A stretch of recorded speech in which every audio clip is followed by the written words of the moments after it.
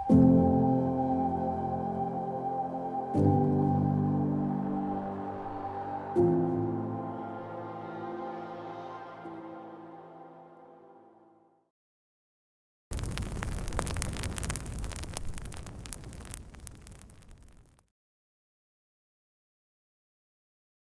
right, praise Yah. Ready for the midnight oil? You okay, Brad? You look a little flushed. You look like me earlier this week. I've been going through it, man. I've had a rough couple of days. Yeah. It's But praise Yah, I'm here. yeah, the feast seasons usually like the enemy be trying to get us out of this feast mindset, get us distracted from what Yah is telling us to enjoy, you know what I mean, to engage in. He wants us to kind of engulf ourselves in the feast. So I'm telling you from experience, like it's like clockwork. Every spring and every summer through Shavuot, and every fall, there's always these things in between that gets us distracted. Something get broken, something get lost, some conflicts, confrontations. The feast season, during the feast season, the enemy really tries to get a foothold in the situations. Are the feasts still going on? What do you mean? Well, there's a feast coming. Oh, yeah, that's what I meant. So that's Sukkot. That's Sukkot, right? Okay. Yeah, I was like, are we in a feast right now? Shavuot just passed. That's what I thought. Okay. We have Sukkot coming in. So all right. So let's pull this up. All right. So second Esdras, there's a few. The first one was Esdras 7:36, right? 36? Yeah. So Yeah, look at 7. 35 and 36. It says, and the work shall follow, and the reward shall be showed, and the good deeds shall awake, and the wicked deeds shall not sleep. And the pit of the torment shall appear, and near it shall be the place of rest, and the furnace of shall be showed, and near it paradise of delight. All right. So this one sounds like what we was reading with in Luke 16, where those two things were put next to each other.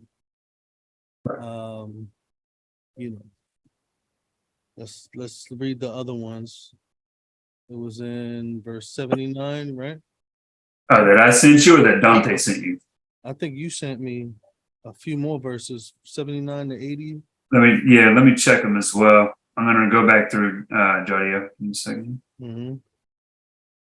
Oh, I'm looking down the wrong text thread. I apologize. Yeah, I think it is. It's 36, 78, 80, and then 88, 92.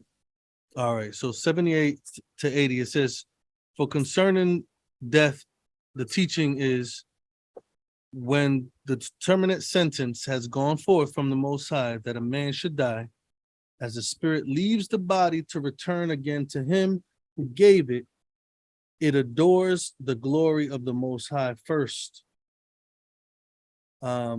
If it be one of those that have been scorners and have not kept the way of the Most High, then that spirit that has despised the law and that hate those who fear Elohim, these spirits will not enter into habitations, but shall wander and be in torment forthwith, ever grieving and sad in 7 ways.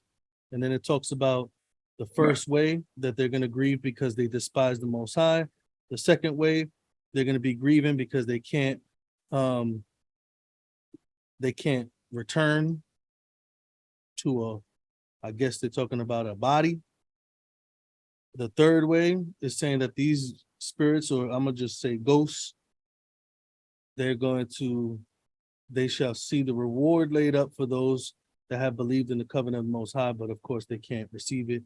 The fourth way they're going to grieve is that they'll be thinking about the torment laid up for themselves in the last days. So this is kind of like a purgatory scenario. This is what it's describing. Right. The fifth way is that those ghosts or spirits, they shall see the dwelling places of the others guarded by angels with great quietness. The sixth way, they shall see how forthwith some of them shall pass into torment. And the seventh way, which is more grievous than all that was said before, because they shall pine away in confusion and be consumed with shame, and shall be withered up by fears, seeing the glory of the Most High, before whom they have sinned while living, and before whom they shall be judged in the last times, in the last days. All right. So this is what it's saying in Esdras, second Esdras, about like this time period in between. Like when you die, there's this time period in between, time period of awareness where the righteous is aware of the glory of Yah. So it's kind of like, you know, what people are saying, like it's kind of like people are going to heaven. Like there's people going to heaven, and then there's people going to purgatory. Now this is very important for us to get, because this is very Catholic. This is very Catholic, and the only place that second Esdras is found is in the Latin Vulgate, which is what the Roman Catholic Church had the scriptures translated from the Latin Vulgate rather than the Hebrew and Greek. So they took the Greek, and then it was translated by in the 1800s into Aramaic and the Masoretic. And so they took that and then they translated the Masoretic and the Aramaic, and then they put it into the Greek, into the Latin, but they never found a second Esdras in Greek Septuagint to translate into the Masoretic or Aramaic. They only found it later on down the line in the Vulgate, in the Latin Vulgate. So this is why I'm just mentioning it, because this sounds like purgatory. It sounds like it supports the idea of purgatory and the idea that the righteous goes to heaven to behold the glory of Yah, and then all the wicked wait until judgment at the end in this like in-between place. All right. So now let's look at scripture real quick. Okay. So I'm going to start with Genesis real quick, and then we're going to go to a few verses that talks about these different things. And let me know you got questions. Start. Yeah. Did you want to read the flip side to the righteous side, which is 88 through 92 on second Esdras? 88 to 92? Yeah, I could do that. 88 to 90. Do you agree with that, Dante? Because that was also one that really flagged you a little bit as well. Yeah, we could read all of it. We could read all the there's a lot of verses, or we could read all the things that create that ideas. So 88, it says, now this is the order of those that have kept the ways of the Most High, when they shall be separated from the corruptible vessels. In the time that they lived therein, they painfully served the Most High and were in jeopardy every hour, that they might keep the law of the lawgiver perfectly. Wherefore, this is the teaching concerning them. So I guess this is the righteous, the people, those who die that are righteous. It says, first of all, they shall see with great joy the glory of him who takes them up, for they shall have rest in 7 orders. The first order, because they have striven with great labor to overcome the evil thought, which fashioned together with them, that it might not lead them astray from life into death. The second order, the second reason why they would have joy in their afterlife, it says, because they see the perplexity in which the souls of the ungodly wander, and the punishment that awaits them. The third reason why they would have great joy is that they see the witness which he that fashioned them bears concerning them, that while they lived, they kept the law which was given them in trust. The fourth order says that they understand the rest which, being gathered in their chambers, they now enjoy the great quietness, guarded by angels, and the glory that awaits them in the last days. The fifth order is that they rejoice, seeing how they have now escaped from that which was corruptible, and how they shall inherit that which is to come, while they see moreover the straightness and the painfulness from which they have been delivered, in the large room which they shall receive in the joy and immortality. The sixth reason is that when it shall it show to them how their face shall shine as the sun, and how they shall be made like to light of the stars, being henceforth incorruptible. And the seventh order, which is greater than all that was said before the orders, because they shall rejoice with confidence, and because they shall be bold without confusion, and shall be glad without fear, and they hasten to behold the face of him whom in their lifetime they served, and from whom they shall receive their reward and glory. This is the order of the souls that are righteous, as from this point on is announcer to them, and aforesaid are the ways of torture which those who would not give heed shall suffer from this point on.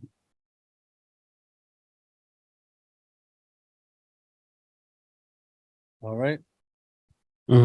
So just to clarify, the righteous go to a separate holding place, so a separate purgatory, where they behold the glory.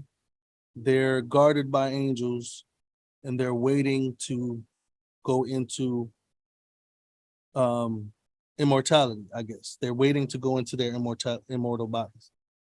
The unrighteous is in a holding place, guarded by angels, kind of thinking and wallowing kind of in what they've done wrong, waiting for the punishment that's going to come, because they won't be receiving immortal bodies.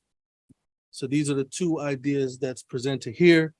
And in my mind, they sound like really good parables, but we're going to see if they correlate with like real life things that is expressed about death, right? So the first thing is like your being, like your makeup. How does the scriptures describe your makeup? Like how you are made. Because according to this, and according to many other beliefs, you would have to be made up. You would have to have, the idea that you have a soul. You would have to have a soul that can separate from a body.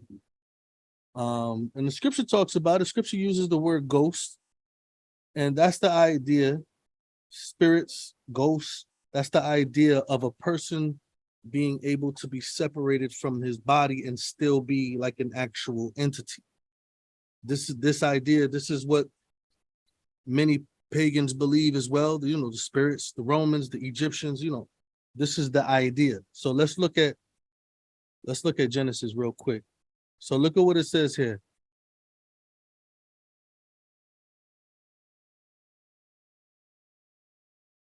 All right. Look at verse 7 of Genesis 7. Genesis 2, verse 7.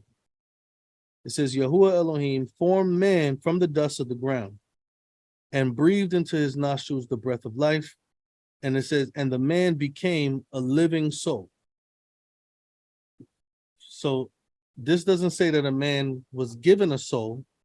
It says that the man became a living soul. The Hebrew word here for soul is being, like a living being.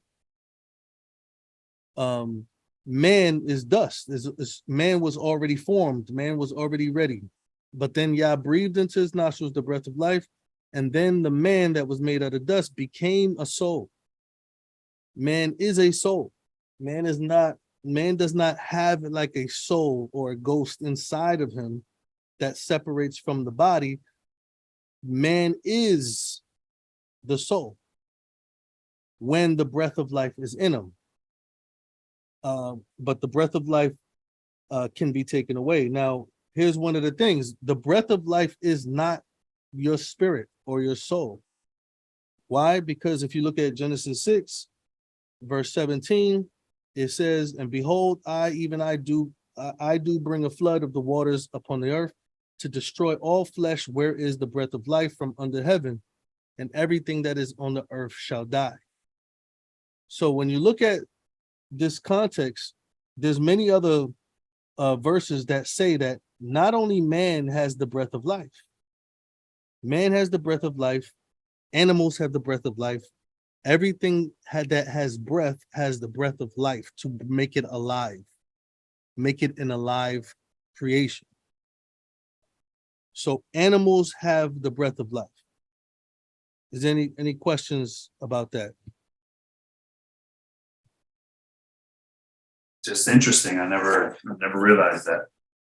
Yeah, let me get a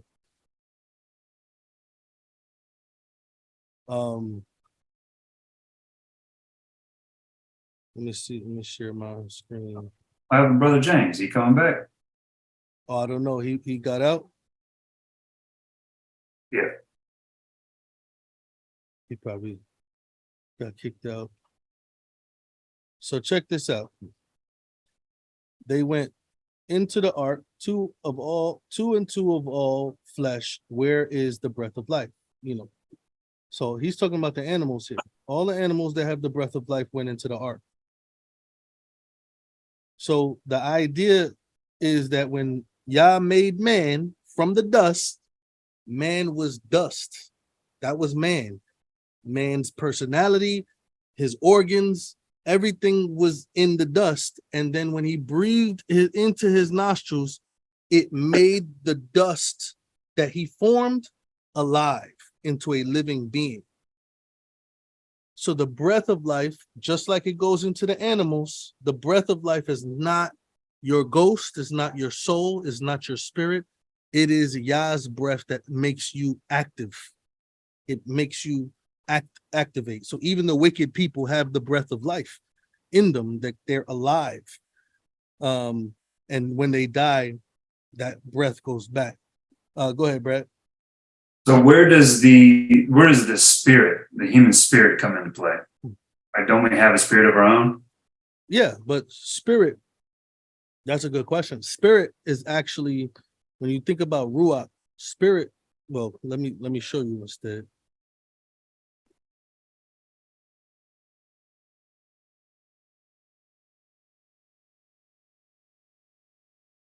So when you think about spirit, I mean, of course, you know it's the word ruach. Right. Right. So when you think about spirit, you don't really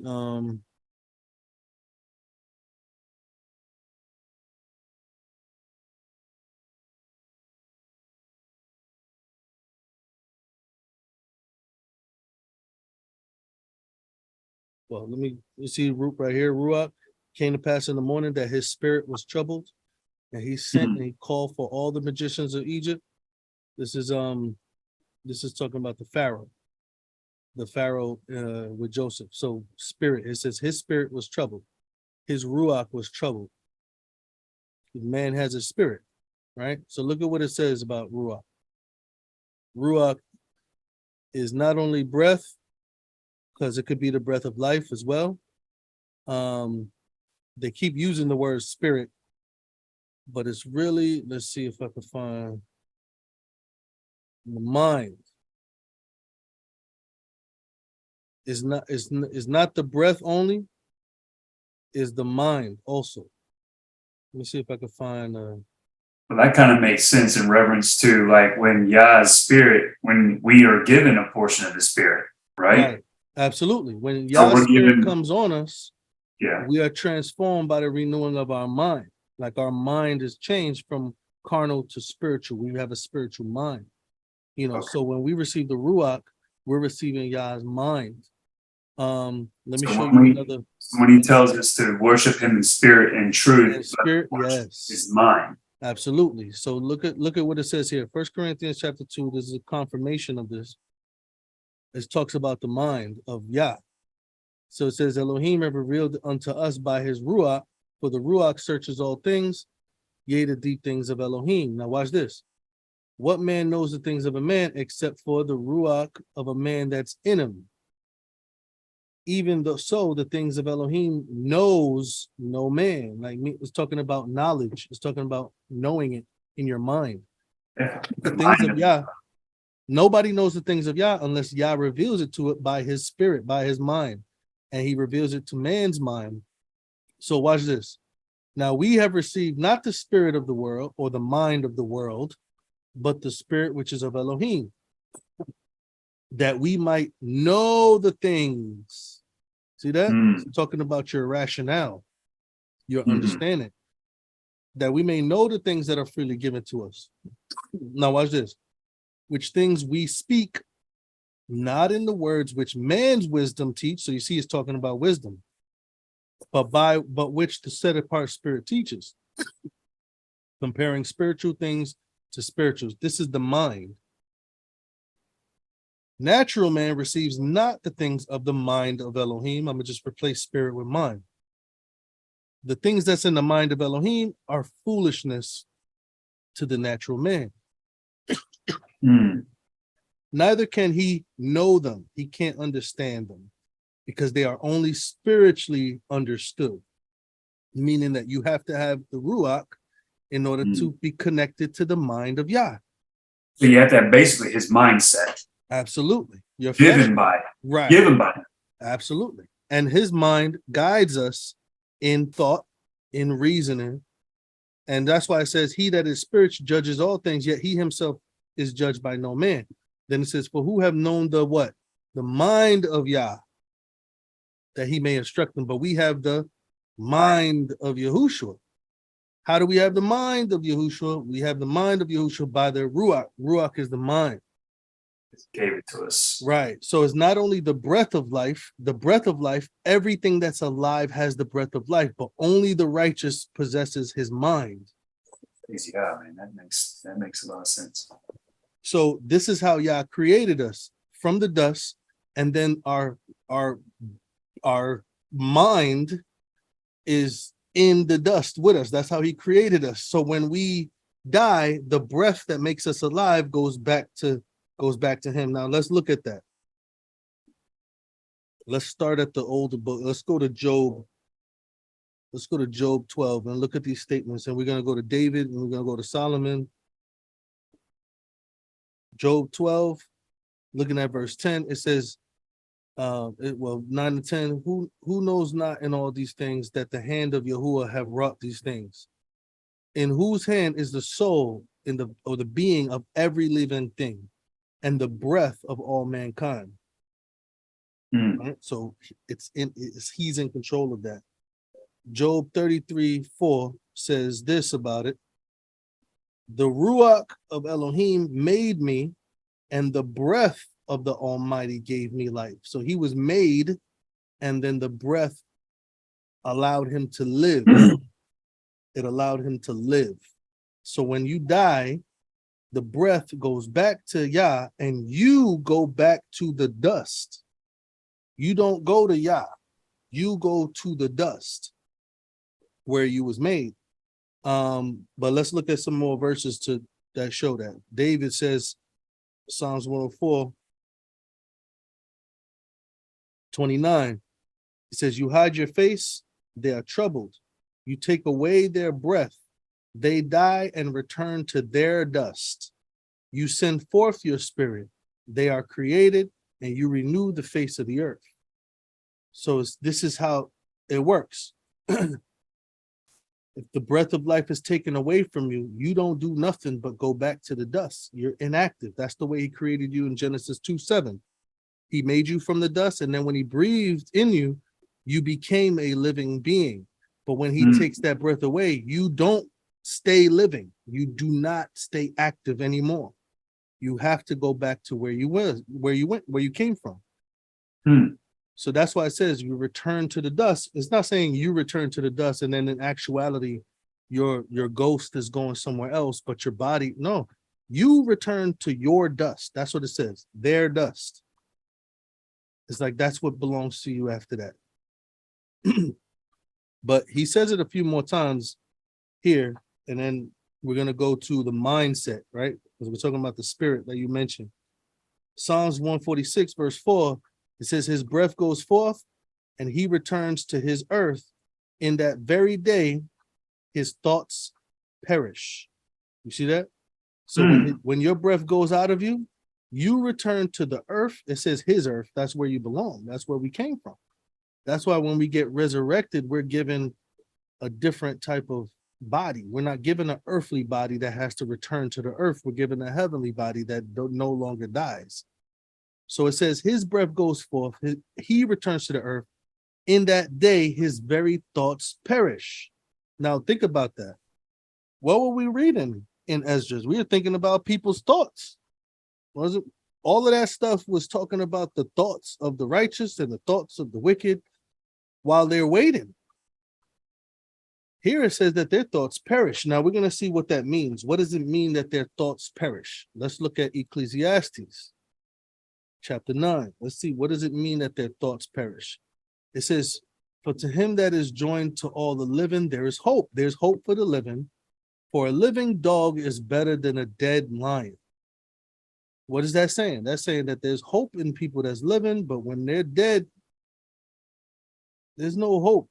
Why there's no hope? It says the living know that they shall die, but the dead don't know anything. Neither do they have any more a reward or anything that happens on the earth. They can't do nothing on the earth. The memory of them is forgotten. Not saying that people forget them. It means that they no longer remember nothing. They don't have a memory to think about what happened in the past. Their love, look at this, their love, their hate, their envy is perished. Neither have they any more anything to do under the sun. They don't do nothing. They don't think about nothing. They don't love nothing. They don't hate nothing. They don't envy nothing. They're not scared. They're not nothing. They're dead. They're not active because they no longer have the bread of life. Let's continue to look at this. It says, go your way, eat your bread with joy, drink your wine with your merry heart, for Elohim now accepts your works. He's accepting whatever you want to give him. He's accepting it now. Let your garments always be white, talking about your character. Let your head lack no ointment, talking about your mind, your thoughts.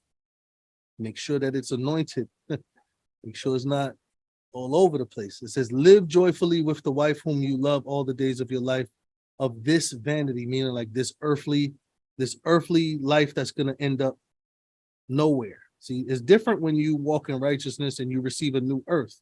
But as we are here, like you go to work, that job is not going to be waiting for you in the kingdom. Like, but Yah tells you, live it fully in righteousness, even though it's vanity, live it while you're here. It says, which he have given to you under the sun, all the days of your vanity, for that is the portion of your life. And in your labor, which you take under the sun, whatsoever your hand finds to do it with all your might. For there is no work, nor device, nor knowledge, nor wisdom in the grave where you go. So I would say, how in the world, second Esdras at best would be a parable. But again, that's purgatory. It's giving you a parable of purgatory. Luke 16 is not giving a parable of purgatory. He's given a distinction between two different types of people, and he's utilizing a story, like a gulf with this person tormented, he's burning, and this guy is over here walking with Abraham. Like this is a perspective. Everybody is looking at Abraham a certain way. So Abraham is the face of the covenant. Isaiah 51 tells you that. It says, look to Abraham, your father, and look to Sarah, who bears you. Like Abraham is the face of the covenant. Abraham, Isaac, and Jacob. Abraham is mentioned first. You see what I'm saying? So to go into Abraham's bosom is to go into his covenant. Like the covenant that Abraham had is to say that person is in this covenant with Yah, not with Abraham. So Luke 16 is a parable talking about two different types of people. Those who listen to scripture, those who do not, which we're going to look at in a second. Esdras is not talking about that, is making a claim that this is where people go and what they think about while they're there and what's on their mind and what the righteous doing and what they're. I just read Genesis. People don't have ghosts. You're dust. When the breath comes out of you, you go back to where you was formed from. You see what I'm saying? That's why a resurrection he has to come back to raise us from the grave, because that's where you actually are. You're not nowhere else. You see what I'm saying? If you were somewhere else, he wouldn't have to come back to raise you from the grave to give you a body that wasn't in the grave in the first place. It doesn't make sense with the rest of scripture, which we're going to look at in a second. Go ahead, Dante. Gotcha. No, this all makes sense. And so I was thinking too, so was Revelation 6:10, is that, I know they're talking about the seals, but are those considered like parables or? Of course, the symbolic referencing is just like the beast rising out of the seas, just like the horns, the harlot riding on the beast. You would never say like there's going to actually be some lady on top of a scarlet beast. Like you know, there's certain expressions that it's representing something that's really going to happen using symbolic languages. So I'm not going to say that it's not going to happen. Something is going to happen based off of this symbolic wording. So that's what is happening in a lot of spots in Revelation. I wouldn't say every single word is that way in Revelation, but when you get to the seals, there's certain things that, like the seals itself, like is Yahushua really like plucking seals off of the scroll? Is he really looking like a lamb with 7 eyes and blood on him, with 7 horns? These are symbolic referencing. He's really doing something, but is that imagery really an actual thing? Yeah. No problem, Brad. No problem. It's that you could check this out, the recording. Yeah, brother Kevin, go ahead, brother. What's up, guys?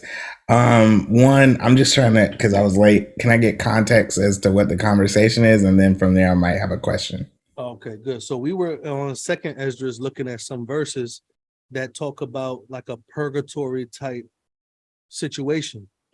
And we read through those verses, and it showed that there was like this awareness that the wicked had in like a purgatory holding place, and the righteous had like this awareness in like a purgatory holding place as well. So what we're doing is we were looking from Genesis to Job to Psalms to Ecclesiastes to see if the scripture actually confirms like this purgatory type place, or do you just go to the grave and wait there until that breath is put back in? Okay, gotcha. I think one of my questions is, as we were reading this, right? So we looked at David and what he had said, and Solomon, what he said. Right. And I realized part of the answer is, men being inspired by God to pen different things. Mm-hmm. But what makes what David said like Yah's word, right?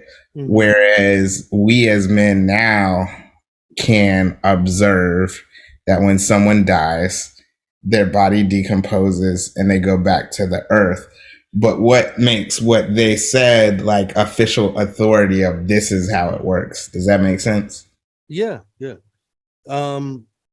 Confirmation usually comes from other people, like other prophets that utilize it. So other people are using the Psalms. There's in the book of Isaiah, I gotta find it for you, but in the book of Isaiah, he quotes from the book of Psalms in order to deliver an understanding, and this is just in the Old Testament. When you get to the New Testament, like this is what Messiah opened the mind of the disciples and read. It says specifically, he read from Moses, David, and the prophets. so he made mention of the Psalms as a prophetic place to go and even see things about himself. So there's multiple people quote David in the Psalms as doctrinal prophetic truth. Gotcha. Yeah. I'll take it from Yeshua for 5,000. So But it's basically they confirm it with each other. The prophets confirm the prophets. We just see how when they harmonize, when they utilize each other to reveal something that's new. Like if Isaiah is going to say something new, he has to be confirmed by Moses and whoever was before him. So you have King David making a whole writing. It will make sense that he would not only use Moses, but he would use King David, especially since he was a prophet of King Hezekiah, was son of David. So using David's words during the Kings and Chronicles was pivotal because they knew that he was after Yah's own heart. So they knew Yah revealed these things to him. okay, thanks. Yeah, praise Yah. That was a good question. And then, of course, Ecclesiastes, where he was asking Yah for wisdom, and Yah gave him wisdom, and he used it to his own liking, but it didn't mean that he no longer had wisdom. He did have wisdom, even though he made foolish decisions. It's kind of like how people do today. They have wisdom, they have knowledge, but they also have the flesh. And all you have to do is give in to one of them. You don't have to. It doesn't have to be a smart decision. It just has to be a decision. So just because he was wise didn't mean he couldn't give in to the flesh if he wanted to. This is what he did. So when he wrote Ecclesiastes, you can tell like he was down and out, but he was revealing all the stuff that he was dragged through the mud to see, and showing us that so we won't fall into the same mistake. Go ahead, Mike. Yeah, I was just trying to see if you went over Daniel chapter 12, 2 and 3 yet. Kind of been listening in and out, or if you were going to get to that later. No, I actually could pull it up now. I wasn't going to get to that, but we might as well now, right? Let's look at that. Talking about the resurrection. Let me get to it real quick. Daniel 12, 2 and 3. It says, many of them that sleep in the dust of the earth shall awake. So this is the location. The location is that they're in the dust of the earth. They're not nowhere else. They're not in purgatory. They're not in the holding place. They're not in the presence of Yah. They're in the dust, and they will awake one day. Some to everlasting life, and some to everlasting contempt, showing that the wicked is also there too. It says they that be wise shall shine as the brightness of the firmament. They that turn many to righteousness as the stars forever and ever. So it's talking about those who, are spreading truth to others will be like stars, will be bright. Representing Yah on this earth will be noticed. They will be noticed by the earth. But specifically, this is the location that they're sleeping in. They're sleeping in the dust. Yeah, I wanted to pull that one because it was consistent with what you were bringing up with I think it was David.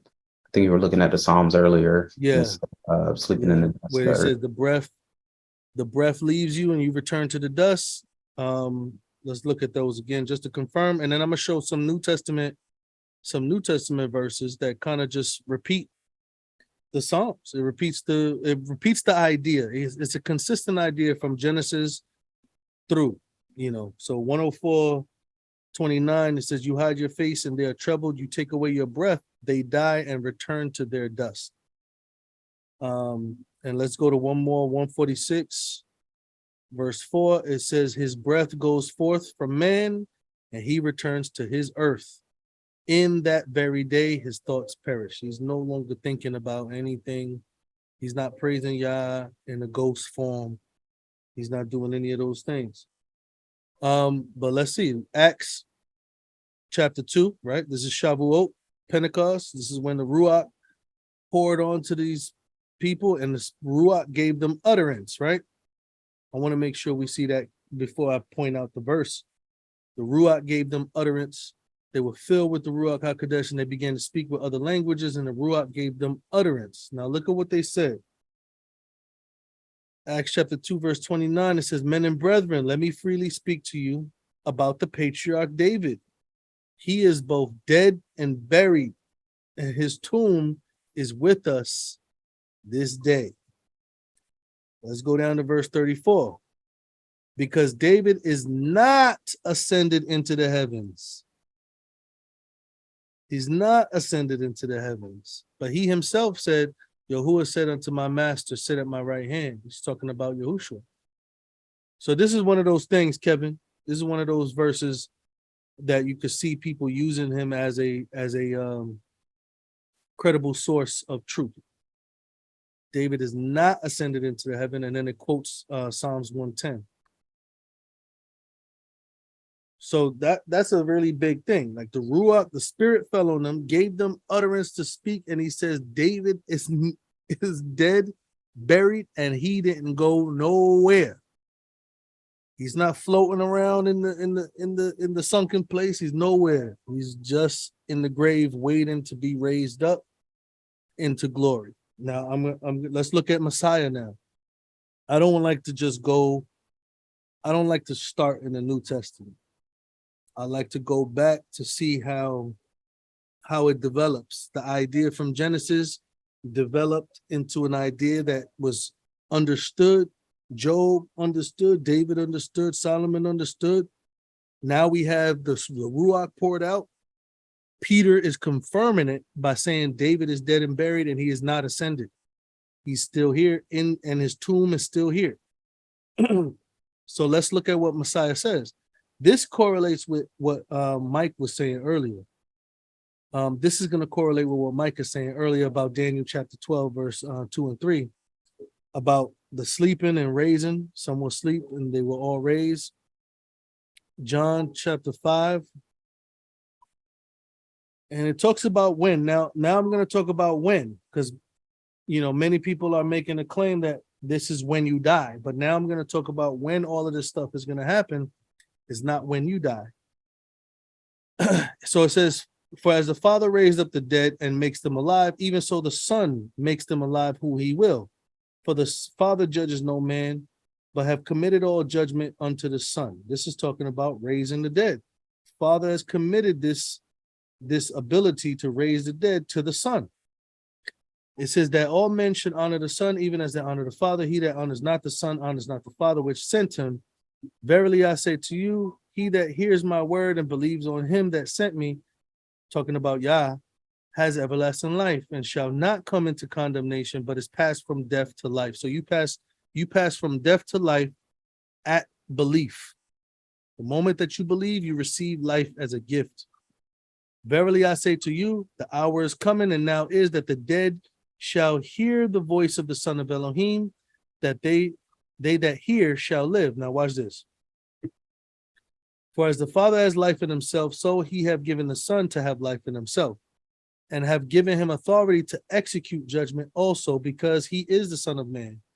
Marvel not at this, because the hour is coming, future tense, in which all that are in the graves, where are they?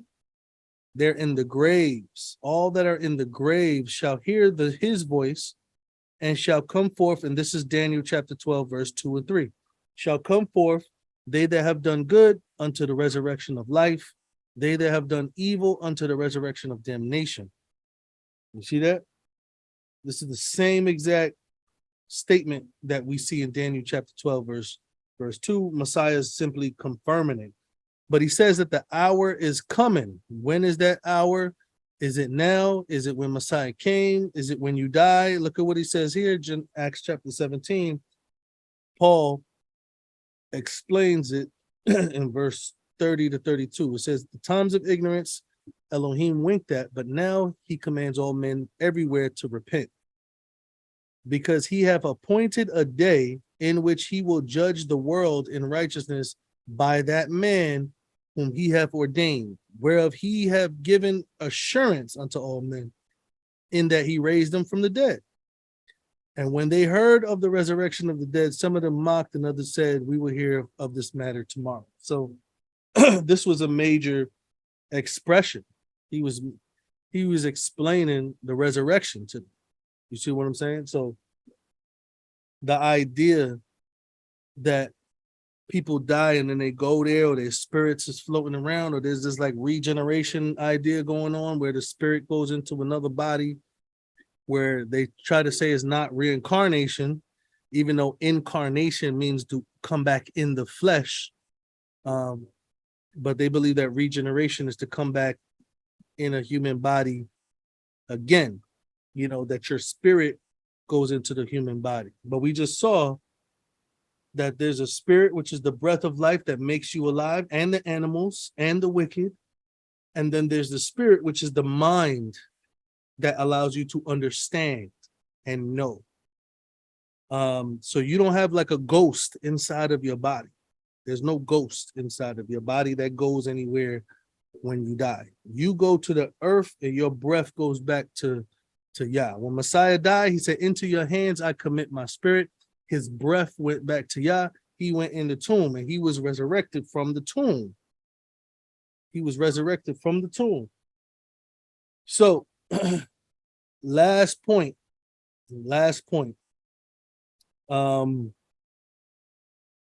I think we confirmed a lot of points with David and Ecclesiastes and Genesis and things like that, but I'm gonna go to 1 Corinthians 15.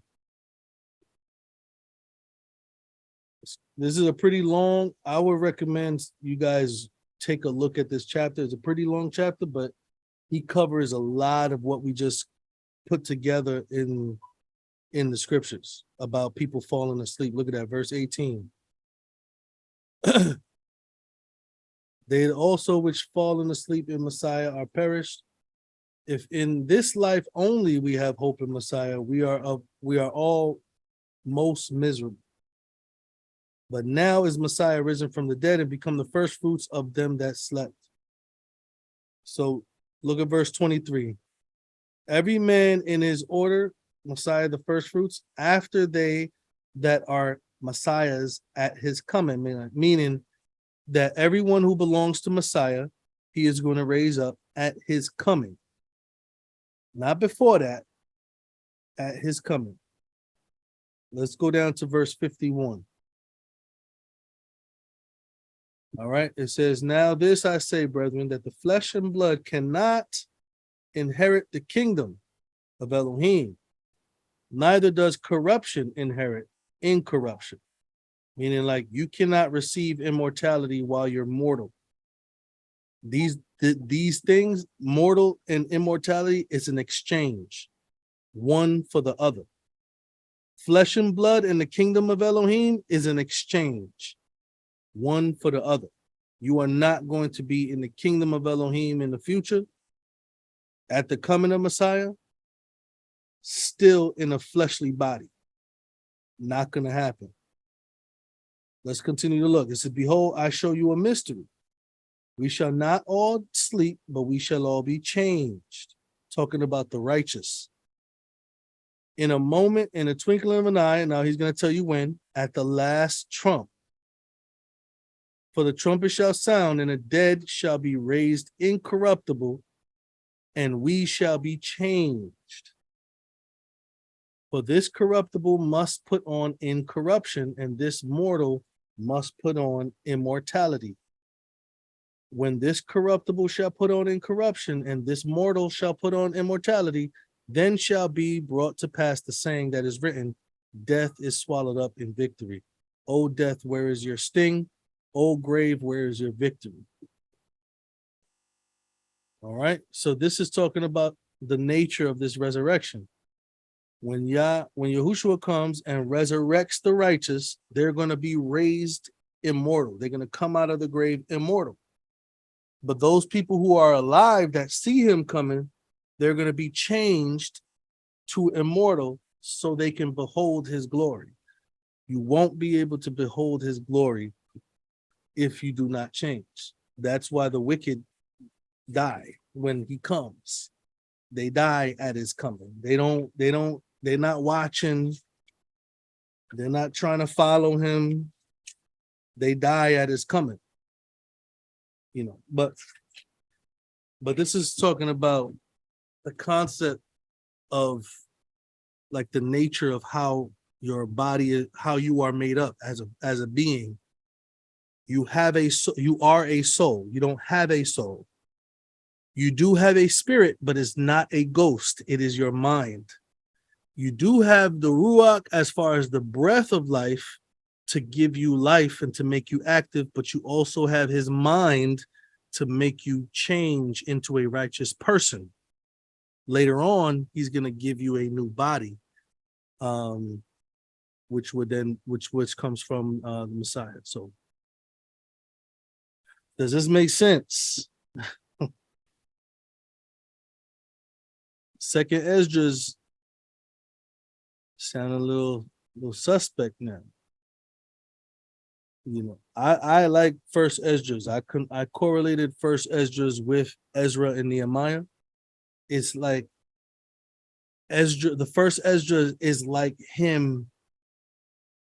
It's like Ezra is expressing what went on himself. When you read the book of Ezra, it sounds like it's like somebody is writing it for him. Like he's dictating to them what they should write. But when you read First Ezra, it sounds like he wrote it himself with his own perspective. You know, that's why I could confirm that book with Ezra and Nehemiah. But Second Esdras now. But Second Esdras seems to be like the magic book, the book with all these crazy statements and all these crazy, you know, declarations and all these doctrinal perspectives come from a book that doesn't correlate with the first Esdras or other things. You know what I mean? You know, I read it, so it's good to correlate it. But I think what's happening is that a lot of people, they're finding books and then they're automatically lumping it together with Moses and the prophets instead of testing it first. You know what I mean? A lot of people tested these other books. You know, when you're looking at Messiah, there's many people that don't believe in Messiah. If you believe in Messiah, you'll see he quoted from Isaiah, Jeremiah, Hosea. He quoted from Habakkuk, quoted from Moses. You know, so you can automatically confirm many books just for the fact that it was quoted by Messiah and in the New Testament and stuff like that. So and also other prophets, like I said, you can see them quoting each other. Daniel actually quoted from Jeremiah. You know, so you have the book of Jeremiah being confirmed by Daniel. You also have Daniel being confirmed by Messiah in Matthew 24, where he talks about the abomination of desolation spoken of by Daniel. You know, so there's a lot of things. Messiah reading out the book of Isaiah in the synagogue. You know, so I think it's clear that we can say that there's a lot of prophets that's, you know, absolutely confirmed already. But as far as second Esdras, I don't know. Ezra is confirmed. First Esdras is confirmed. Nehemiah is confirmed. But second Esdras, I don't know. Again, I think, Kevin, you came in a little bit later. Nehemiah and Ezra is actually what long time ago was referred to as first and second Esdras. And what we see as first and second Esdras in the Apocrypha is actually known as third and fourth Esdras. And then there's a sixth Esdras that they found somewhere too. They be finding stuff. Got it. Thank you. Yeah, praise Yah. So, but is there any question, even outside of this topic, that you want to tackle in the next 15 minutes? I'm done. So the flow is everybody else's. Say it again. No, I said I'm done with all my questions for tonight. So the floor is everybody else's. Yeah. Yeah. All right. We don't I have guess- enough time. I guess Brad ain't coming back. Well, he's probably listening. I'm just Probably picking. listening in. Yeah, I was- So Hey, I'm sorry. You know, I've been in and out. If I need to listen to the recording, I will. Did you talk about hell and like Gehenna and all of that stuff? no, but I Heaven? do have videos on that. I could post those Okay. videos. I could post this video and those videos on the brothers chat, Okay. so you could see I went through the word hell and the word Gehenna, the whole idea. I think you'll like it. And you talked about like doctrines and stuff that were Yeah. created from. Okay. Yeah, I'll check the that pagan correlation to hell and out. Mhm. Okay. yeah, why the word hell is even used. I talk about because hell is not even interpreted from anything. It's literally just shoved in there. It's crazy. There's a few words that's just shoved into the scriptures. It's not has no doctrinal basis. It doesn't even have a translation basis. It doesn't even come from like Hebrew or Greek. It's just shoved in there. Hell is actually it's a Dutch word. It's not even a Latin word. It's not a Greek word. It's not an Aramaic word. It's not a Hebrew word. So the doctrine of that is made up just like that. It's correlating with the origin of what the pagans thought hell was, which was an underworld. So that's why it's crazy. Check out the video. I think you'll like it. You'll like it. Will do. So I'm gonna post it in the group chat. Matter of fact, I'll post it in the group chat on Facebook. Okay. Yeah. Brother James, we're about to close out in like 15 minutes. But I was just opening it if anybody has any questions that we want to tackle or touch on before we close. If you're free. If everybody's busy.